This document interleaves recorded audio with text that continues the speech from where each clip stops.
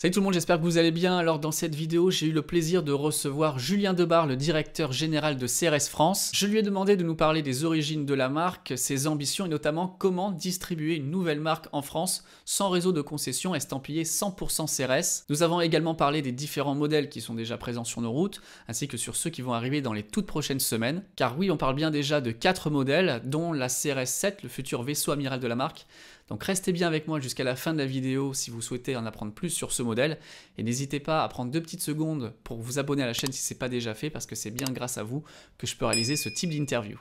Et suite à cette vidéo, si vous souhaitez avoir plus d'informations sur CRS, sachez que cet entretien est à retrouver dans sa version complète dans le podcast. Les liens sont en description. On commence tout de suite avec une question toute simple. D'où vient CRS? Ça vient d'un groupe qui s'appelle Dongfeng, qui a été créé il y a un peu plus de 50 ans en Chine par Mao, qui est connu pour autre chose que pour sa passion pour l'automobile, mais qui à l'époque voulait faire une voiture pour tout le monde. En Chine, il est entre premier et deuxième, ça dépend des années, ils se battent avec SAIC et puis avec d'autres qui arrivent également.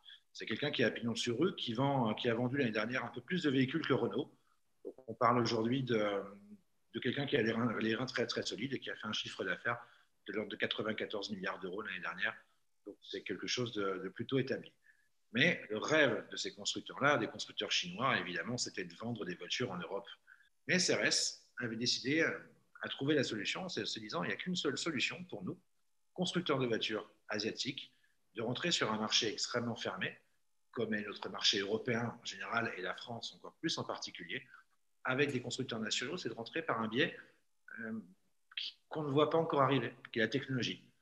Très rapidement, les Chinois ont pris le pas de l'électrique. Le groupe Dongfeng a décidé de créer une branche 100% électrique qui s'appelle CRS.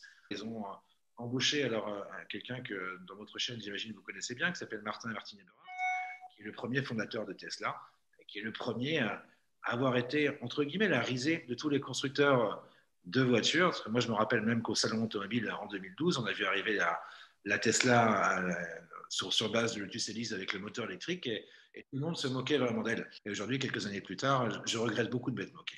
Donc, ils ont embauché cette personne-là pour designer des véhicules électriques, pour créer des voitures avec une architecture électrique. Pas pour faire dans l'urgence, c'est-à-dire prendre des voitures thermiques et mettre un moteur électrique en disant c'est une voiture électrique.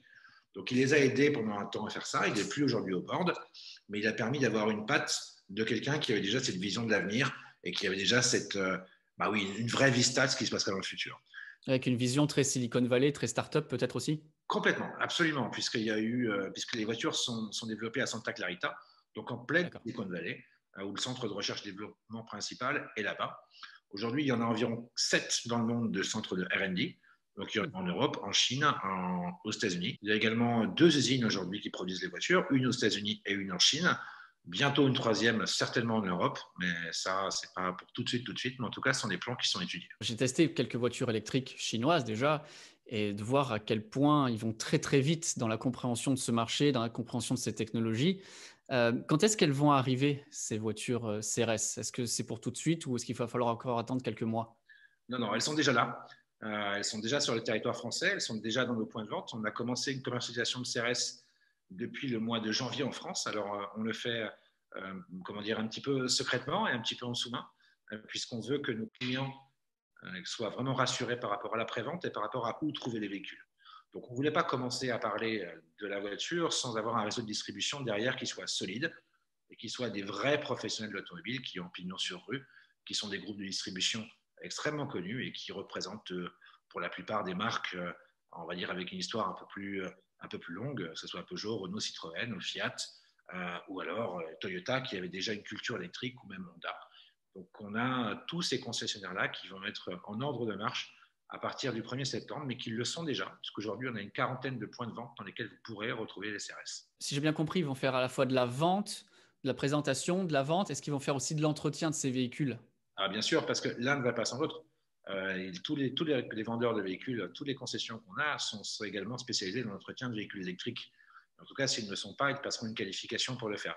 Mais à 99%, et je sais qui est le 1% qu'il me reste, ils ont tous une qualification électrique et savent réparer les véhicules. On a même un concessionnaire qui sait réparer les batteries de véhicules. Les 2 designs de ces voitures sont totalement différents. Qu'est-ce qui s'est passé entre ces 2 modèles? Est-ce que vous pouvez nous en parler? J'ai pas l'impression même que c'est la même marque. Bien sûr. Alors, vous avez tout à fait raison. Alors, c'est la même marque puisque c'est CRS, c'est Dongfeng. Alors, ce qui s'est passé, c'est que, évidemment, le vent électrique a soufflé très, très, très fort depuis ces dernières années et tout le monde s'en est aperçu. Alors, il a soufflé très fort de la part des gouvernements qui ont mis des malus écologiques sur les voitures les plus polluantes et des bonus fantastiques sur les voitures les moins polluantes. Donc, il fallait s'adapter très vite. CRS avait prévu, évidemment, tout ça, mais pas que ça aille aussi vite. Donc, il y a eu une demande qui a été colossale.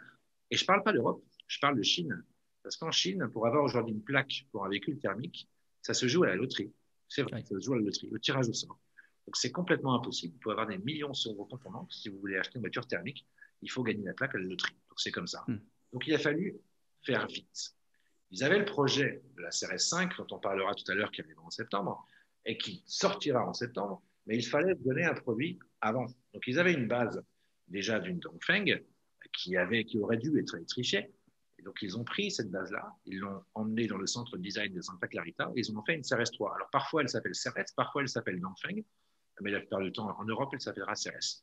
Mais vous avez raison, ce n'est pas un produit 100% CRS, c'est un produit qui a été amélioré par CRS, comme AMG améliore certaines Mercedes et M Motorsport pour les BMW. On parle d'une voiture qui a une autonomie marquée sur le site internet WLTP un petit peu plus de 300 km, 329 très exactement. Marqué charge rapide en 30 minutes, 0 à 100 en moins de 9 secondes. Quelles vont être les technologies qui vont être dans ces voitures, dans la 3 et certainement encore des technologies plus développées dans la 5? Et qu'est-ce qu'on va y retrouver?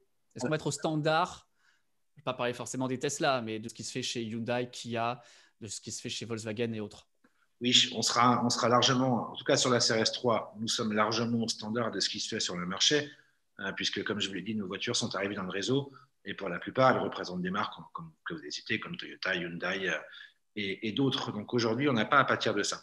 On est surtout beaucoup moins cher qu'eux. Alors les technologies embarquées, elles sont relativement simples. Pour la CRS 3, en version luxury, on va avoir un régulateur de vitesse adaptatif, des alarmes anti-collision, un avertisseur de franchissement de ligne, un aide au freinage d'urgence, tout ce qui aujourd'hui se fait. Nous aurons également l'Apple CarPlay, l'Android Play, enfin tout ce qu'aujourd'hui on peut attendre d'une voiture et du confort dans un véhicule. Ça, c'est évident et c'est la base. On sera aussi bien équipé que les autres avec un tarif qui va être un peu plus intéressant. Sur la CRS 5, il y a une trentaine de technologies qui sont des brevets déposés par CRS qui vont équiper le véhicule. Donc, je ne vais pas tous les passer, mais c'est beaucoup autour de la sécurité active et passive. Donc, on utilise la technologie des radars LIDAR, donc des radars militaires à l'origine, donc pour pouvoir prévenir des chocs, prévenir les obstacles et arriver, vous avez compris où, à un pilote automatique de niveau 2, 3, 4 en fonction des législations européennes et en fonction de la façon dont ça va évoluer. La sécurité, c'est un point capital, surtout quand on parle de voitures chinoises. Il y a certaines voitures qui ont un crash test seulement de 3 étoiles. Qu'est-ce que l'on peut attendre de ces véhicules? Alors, sur la CRS 3, on n'a pas passé les crash tests Euro NCAP, on a passé l'équivalent chinois sur lequel on a eu 4 étoiles. L'Euro NCAP, il faut savoir que ce n'est pas forcément juste mettre des voitures contre un mur, c'est tout l'environnement de la voiture qui est pris en compte. Donc, ça veut dire les aides à la collision, etc., tous les jeux électroniques qu'on peut avoir sur la CRS 3. On les a. Donc, la CRS 3, si elle passait au crash test Euro NCAP aujourd'hui, elle aurait vraisemblablement 4 étoiles.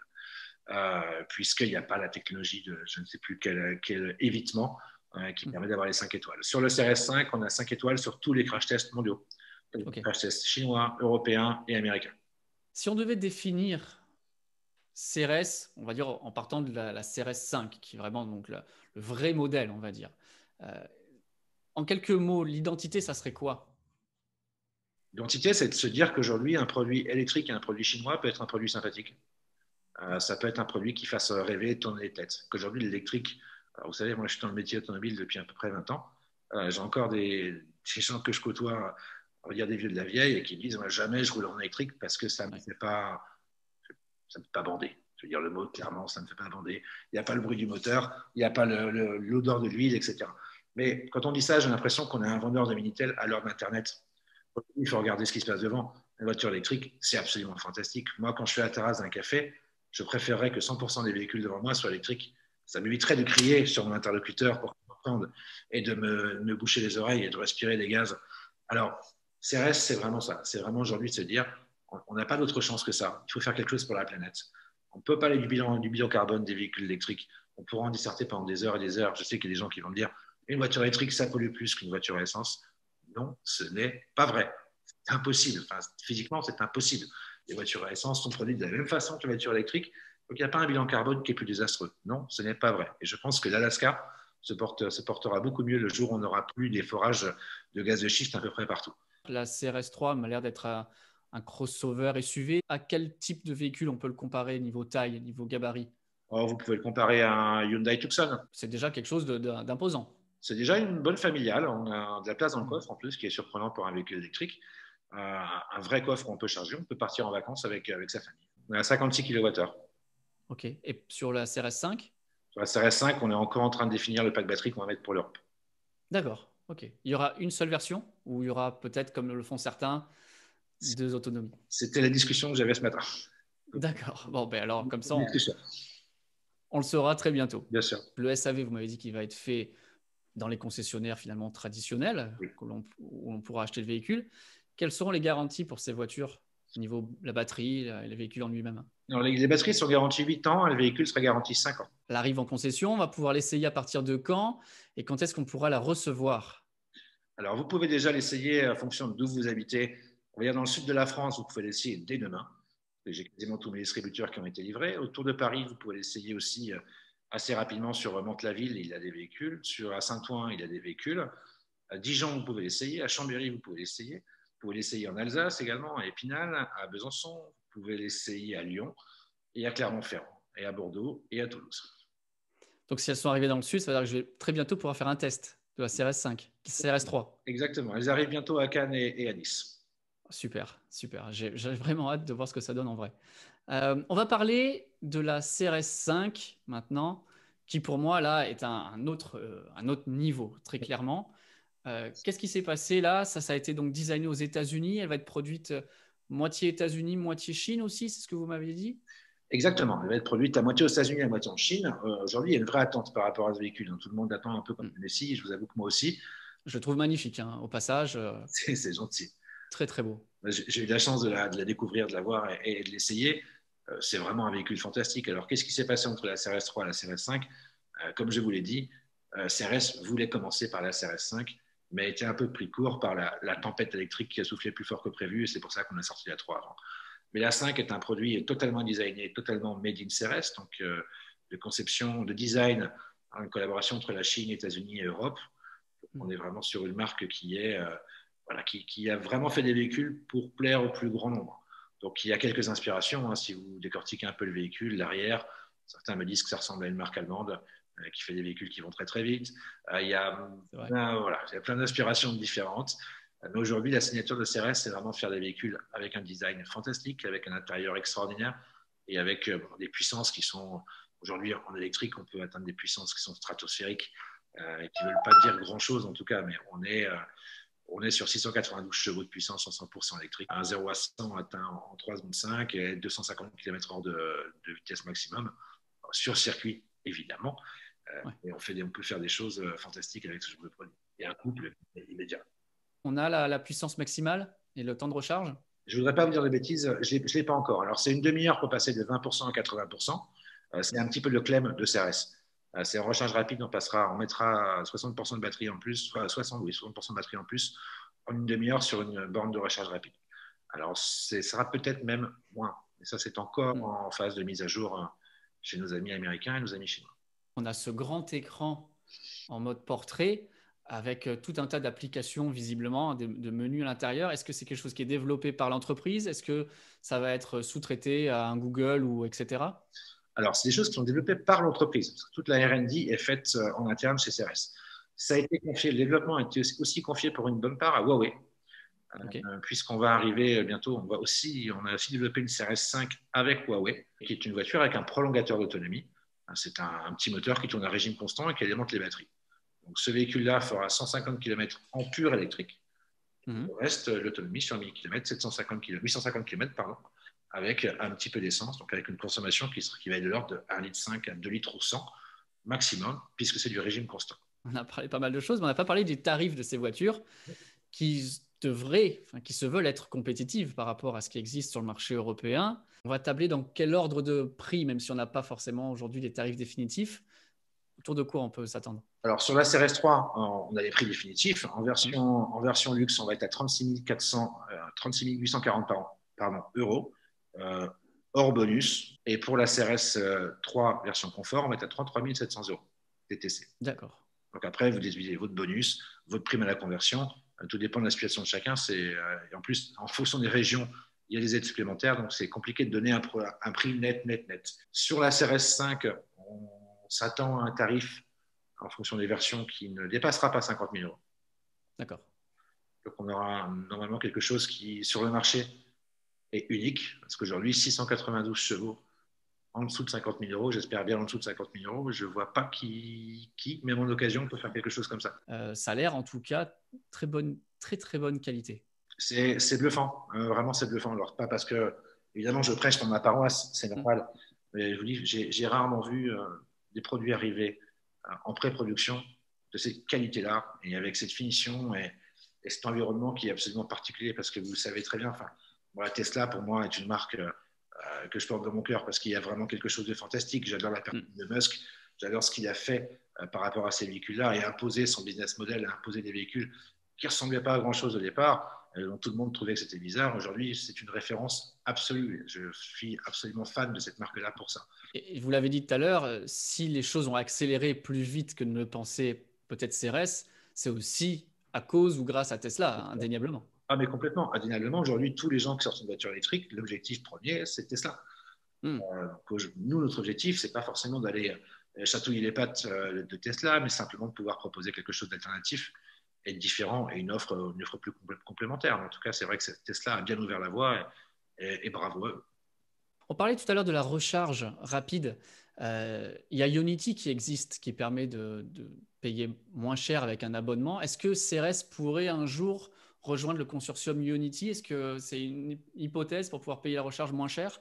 Tout est sur la table. Aujourd'hui, on discute avec beaucoup de gens par rapport à la recharge, avec soit des gens qui installent des prises dans les copropriétés qui seraient intéressés aussi par passer un partenariat avec nous, soit en effet des gens comme Ionity.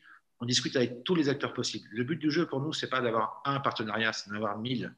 C'est de pouvoir proposer aux clients les solutions les plus faciles. Faciliter la vie de nos clients, c'est vraiment là vers ce qu'on entend. Il y a aussi un véhicule utilitaire. Ça, c'est pour répondre aux besoins de nos clients et aux besoins des artisans. Parce qu'il y a forcément, il y a une profession qu'on oublie toujours, ce sont les artisans, les gens qui vont dans les centres-villes pour travailler, qui ont besoin d'une petite capacité de chargement, mais là, qui sont très, très embêtés depuis un certain temps parce qu'on est en train de leur dire que ces gens-là, ils ne sont pas bien.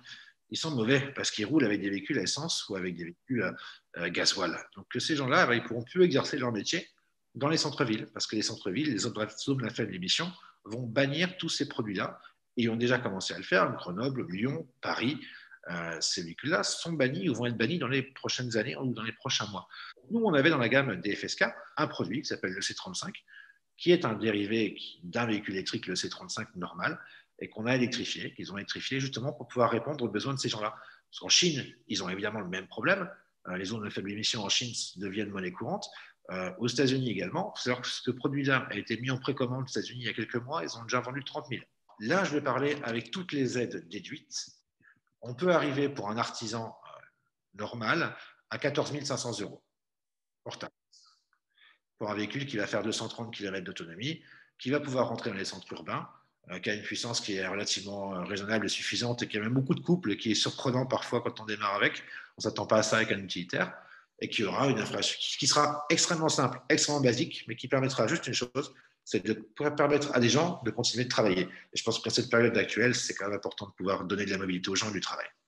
4,8 mètres cubes à l'arrière. Ça ressemble à quoi? Ça ressemble à un trafic de ce que j'en vois? Est-ce que c'est plus grand, plus petit? C'est un petit trafic, on va dire. Moi, j'ai hâte de pouvoir tester tout ça. Même le fourgon, là, ça m'intéresse de pouvoir tester. Écoutez, j'en serais ravi. Je pense que vous êtes, on a déjà parlé un petit peu. On va essayer d'organiser ça sur votre région dès que les voitures sont arrivées. Est-ce qu'il y a d'autres choses que vous pouvez partager à la communauté, des informations exclusives et toutes fraîches? Une voiture encore plus folle que vous n'avez pas forcément vue, c'est la CRS 7. La CRS 7 qui va arriver en 2022, donc premier semestre 2022. qui est le vaisseau amiral, on va dire le flagship de CRS, qui est un produit complètement fou, qui aura une conduite autonome à la Tesla, qui aura une puissance de 1188 chevaux.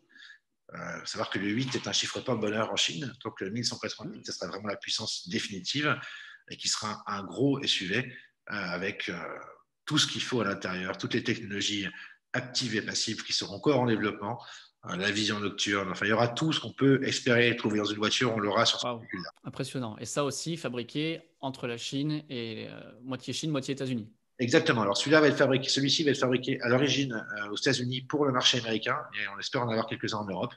Il sera fabriqué dans l'ancienne usine Hummer, qui est GAC, qui a été racheté par CRS. Donc il est en développement. Il y a quelques produits qui sont déjà en phase de test. J'ai eu quelques nouvelles de ça. Apparemment, c'est quelque chose d'assez incroyable. En tout cas, merci beaucoup d'avoir répondu à mes questions.